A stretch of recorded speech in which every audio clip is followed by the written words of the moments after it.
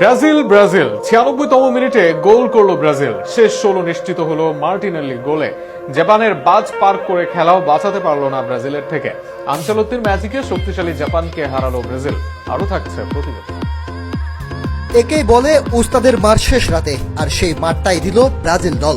90+6 মিনিটের সময় গোল করে দলকে জিতালেন মার্টিনেল্লি। যেখানে আর 1 মিনিট যদি ধরে রাখতে পারতো খেলা, তাহলে এই খেলা গড়াতো এক্সট্রা টাইমে। সেখানেই গোল করে শেষ 16তে নিয়ে গেল ব্রাজিল দলকে সুপার সাব হয়ে নামা মার্টিনেল্লি। ম্যাচের প্রথম 20 মিনিটে ব্রাজিল একাধিক আক্রমণ চালালেও জাপানের সুসংগঠিত রক্ষণভাগ ভাঙতে পারেনি।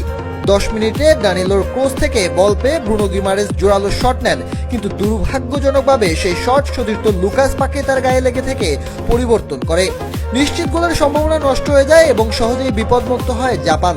এর আগে 3য় মিনিটে গিমারেসের আরেকটি শট ডিফ্লেক্স হয়ে কর্নারের বিনিময়ে রক্ষা পায় জাপান।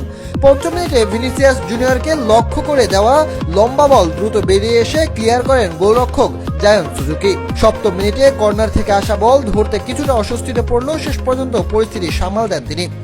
12 মিনিটে ভিনিসিয়াসকে দ্রিতে ট্যাকেল করে হলুদ কার্ড দেখেন জাপানের সেলো।